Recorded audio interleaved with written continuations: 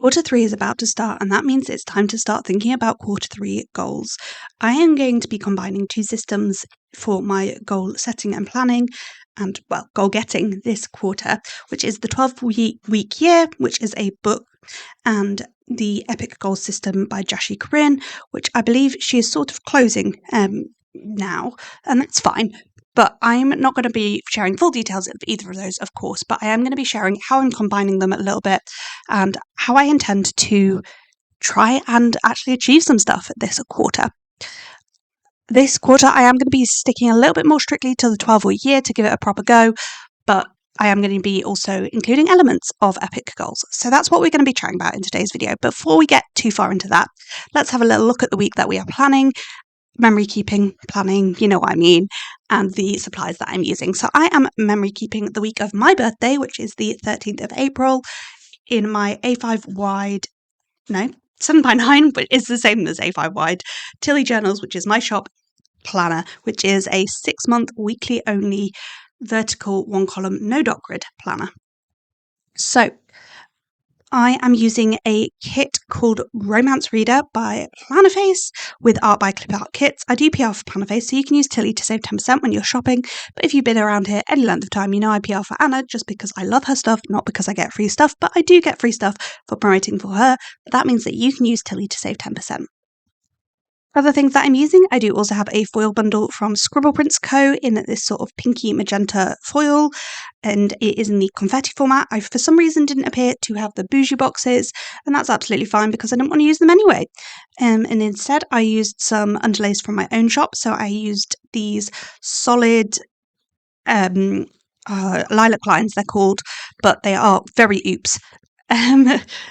Underlays, and over half of them I also put some matte balloon in matte lilac, so it's matte sticker paper and the foil is matte lilac balloons to sort of bring in that a little bit, which dulls down the colour of every other box a little bit because that's how the matte overlays work over underlays, if that makes sense. Oh, it's really difficult to say. And I think other than that, I just have my stickers pulled out in my Plannerface reusable sticker album, as well as the scripts that I have made myself. And yeah, I think that's everything that I am using overall. I did want to say something about my underlays and things. I don't remember what it was though. It's gone out my head completely. But if it comes back, I'll share it at another time, but it's not right now. But the point is that's the summary, really. So having a little look at everything, what do we have? So Monday was my birthday. We had waffles for breakfast. I had a shower with my husband while my parents looked after a little one, and then we went to do an escape room in Beverley and got out in 43 minutes. Played some Dreamlight Valley. Bayla took her first steps, and then we played Azul. We tried Azul. I'm dyslexic and words are not my strong suit, so yeah. But then we went to try to go to the Thai for dinner, but it was closed on Mondays. It used to be open 7 days a week, but for some reason it was closed. So we came home and had dinner here and cake. I did stories and then played some Spirit Pet Pharaoh with my husband. I'm not going to go in detail over the other days of the week. I'm just going to summarise. So Tuesday we had baby sensory, had lots of cuddles and tidying and play with my little one. Wednesday, Bayla was at nursery and we went for a breakfast date. I had a call with my bestie Sophie, did some filming and voiceovers and a budget check-in, and then played with our daughter when she came home. Thursday and Friday I was at work and I was really missing Bayla on the Thursday for this week for some reason. I always miss her, but yeah. And then Friday at work was pretty standard. Over the weekend, on the Saturday, we had a mini guide camp to prepare the girls for the camp that we are going on in July. And we made some pop bags and made pizza, did a confidence course, stuff like that.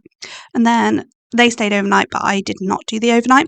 On Sunday, went for a little walk around Burnby Hall Gardens and did the Waltz 20, which is an event, a fundraising event we plan. Well, my mum really plans so I designed the certificates for that. And that's kind of it for the week. So let's leave that to one side now and have a little chat about my goal system.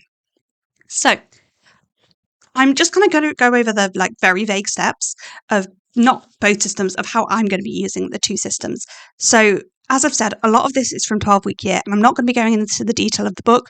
Do I think the book's worth reading? Possibly, but you need to go into it knowing that actually this book is designed for people in business and for companies rather than for an individual and individual goals. It does talk a little bit about individual goals, but of course weight loss, because what else could a person's personal goal be but trying to lose weight? I do realise the irony of this one. Currently one of my personal goals is to try to lose weight, but it just really annoys me when that's the only personal goal like just explored. It's just so annoying to me. Anyhow, moving on. Yeah. So number one is to make a vision board and to find your vision, and that includes your long-term aspirations, your mid-term goals, and your 12-week goals. You need to put this somewhere that you are going to look at it regularly. That's the number one step.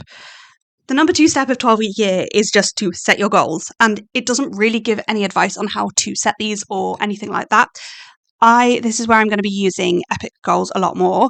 So I'm going to be using the Epic Goal system and questions that Joshi Corinne suggests for finding your goals and setting goals, because she breaks that down a lot better, basically. So yeah, I'm going to be using that to find and set my goals, which is going to be like looking for themes and things like that.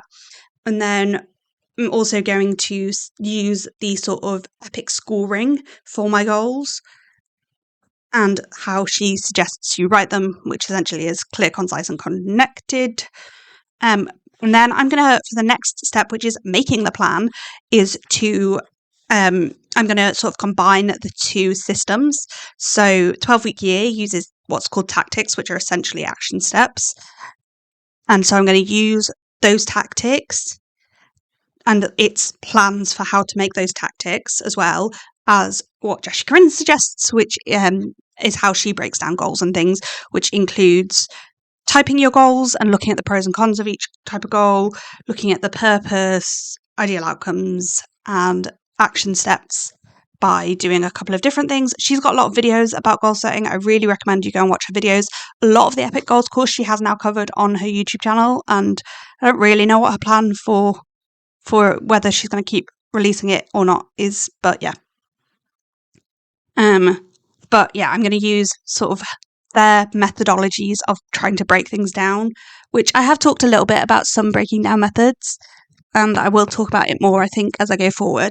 But I'm going to do all of that at the beginning. So in reset week, which is next week for me in real time, it's next week in this time as well. I'm a bit late recording videos and voiceovers and stuff. But yeah, then I'm going to split it into my weekly plans, which is part of 12-week year. Essentially, each weekly plan should be a 12th of your plan. And then I'm going to set my lead and lag indicators, which are how you monitor your progress on the goal. So your lead indicators are what you're putting in, and your lag indicators are what's coming out.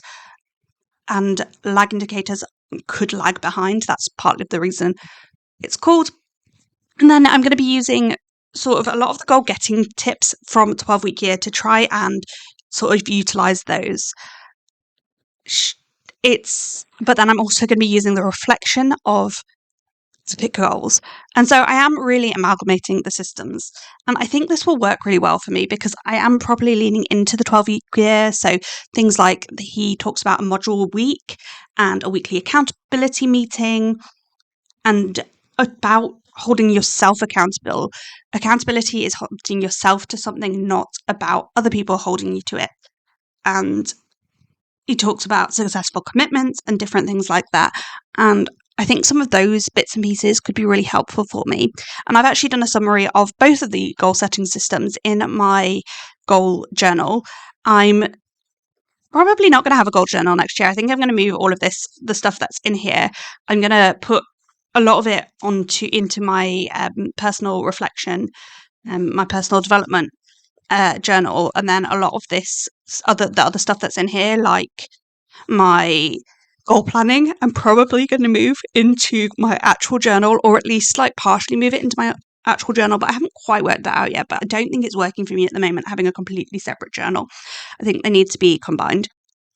Talking a bit more about sort of the steps that I am going to be doing, I am going to be using the module week and the different blocks that 12-week year suggests, and ensure that I use that.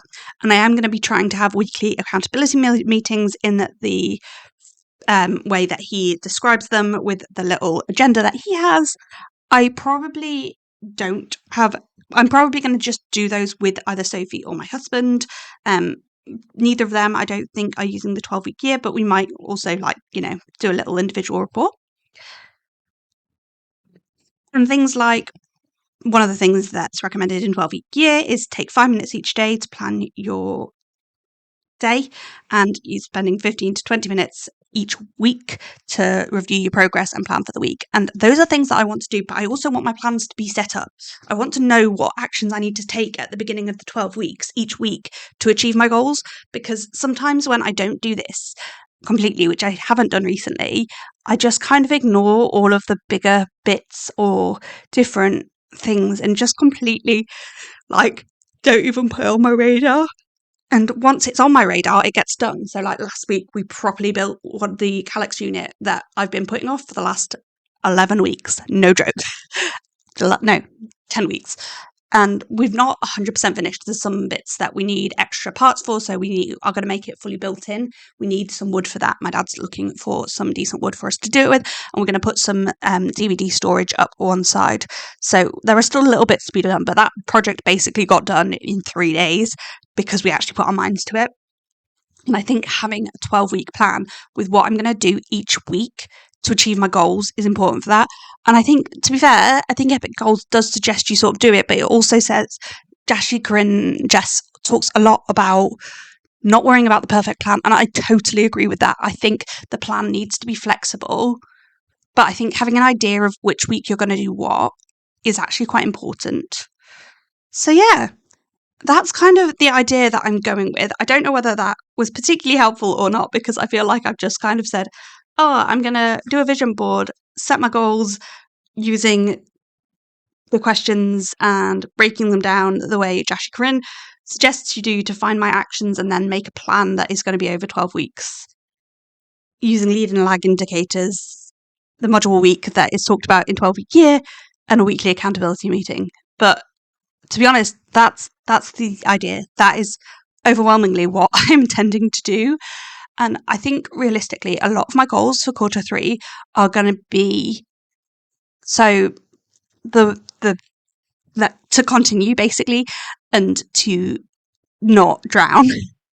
So I've been doing 3 videos a week for a little while, and I think, to keep doing that for just July, and then August and September, I'm going to go back to my usual 2 videos a week. But I want to be a little bit further caught up with videos and with Plan With Me's. So I think that is the plan. I'm not certain yet. I haven't 100% decided. And a lot of my other goals are going to be finishing off projects or doing things on my Future Me Problems list. And there's some things that I've kind of been just putting off, like website revamp, doing some pricing changes, reducing/refining what I offer in my shop, etc., that I want to make sure to do. And I feel like I'm just kind of neglecting those things. I need to get a bit more up to date with my portfolio for work, stuff like that. I feel like there's a lot of stuff hanging over my head at the moment that I have no plans or no time to deal with. And to be fair, part of that is doing 3 videos a week is quite a lot. It's quite a lot of work and it's quite a lot of effort. But also, I felt so behind on Plan With Me. I want to keep going with that momentum and get a bit more caught up, because it is now June and we're well into June, and I'm still memory keeping April. So I would like to just be a couple more weeks ahead. I want to be doing the month before. So in May, I want to be doing sort of 4 weeks before that. That is sort of the goal. And 4 weeks is kind of perfect, because then because the way I design scripts, I print them off in 4-week blocks. So if I'm 4 weeks behind when I'm filming, and then so I film 1 week and I voice over the next week, ideally. So you'd be seeing it. So yeah, film 1 week, record the voiceover the next week, and it goes up the next week. So by the time you saw the video, it would be 6 weeks ago. And I think that is perfect. That is what I'm aiming for, which, to be fair, I'm not that far off. This is the 13th of April, so I probably only need to do 2 weeks of July doing 4 videos a week, but I need to sit down and work that out. But yeah. So that's, I think, realistically, my goals are going to be trying to deal with a lot of my Future Me problems. I've got a parenting course that I want to do. I want to make sure to do that.